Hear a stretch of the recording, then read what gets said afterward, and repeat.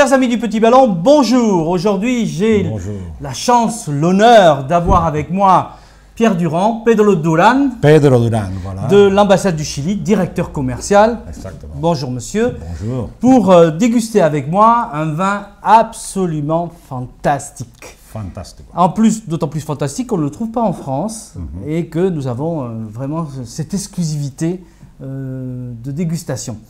Alors, nous sommes sur Vina Coral Vittoria, Sello de Raza, Sello de Raza, et nous sommes dans la vallée de Maule. De Maule, Maule Valley. Donc, on est vraiment dans le cœur du Chili. C'est où Maule Valley? Mais Maule, c'est au sud de Santiago. Vous voyez ici le Chili. On a ici tout le nord du Chili, désert, etc. Santiago, il est ici.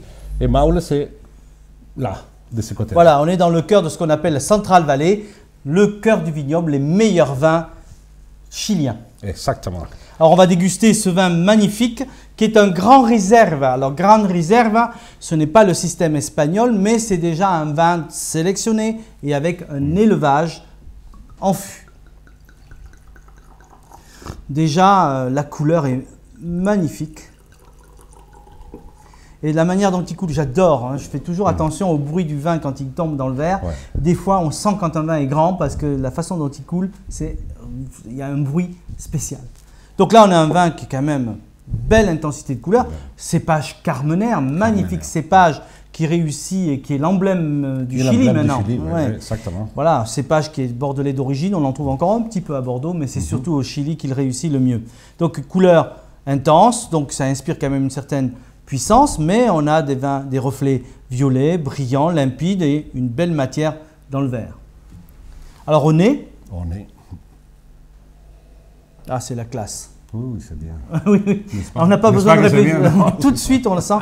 Il y a une sorte de complexité, d'assemblage de fruits, de rondeur, de confiture, fruits noirs, fruits rouges. On a un boisé, mais d'une finesse extrême, vraiment comme un grand cru.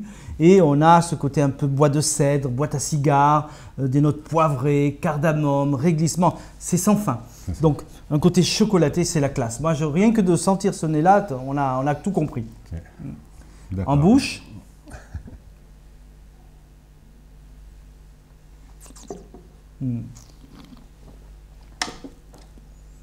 Qu'est-ce que je peux dire? C'est extraordinaire. Extraordinaire, oui. C'est fantastique. Voilà, et c'est vrai que le Chili aujourd'hui nous propose des vins absolument inouïs, superbes de finesse, c'est élégant, c'est puissant, mais c'est retenu, c'est fondu, il y a ce côté fruité, velouté qui amène vers un côté épicé en finale, et puis ça reste très longtemps en bouche. Donc voilà un vin qui promet. Alors aujourd'hui, effectivement, on pourrait le boire, mais ça demande une certaine aération. Il faut le mettre en carafe. Mais ce vin-là, ça peut se garder. Un grand vin du Chili, ça peut se garder combien d'années? 10, 20 ans. Ouais, j'ai déjà dégusté des 20 ans, c'est étonnant. Mais celui-là, 10, 12 ans, sans problème, je pense, également. Donc ça, c'est vraiment le grand vin pour épater les amis, d'une part.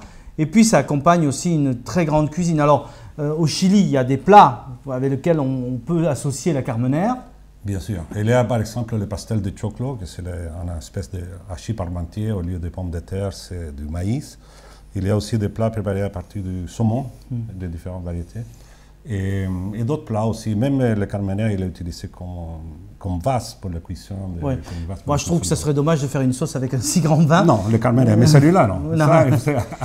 Par contre, moi, il a tellement de classe, il est tellement racé que je n'hésiterai pas à présenter un grand plat français comme un tourneau Rossini, c'est-à-dire foie gras, sauce péricourdine, des truffes, mais une simple côte de bœuf grillée, une bonne viande grillée, parfait aussi. Donc c'est vraiment le vin de grande classe qui mérite une cuisine de grande classe également. Exactement.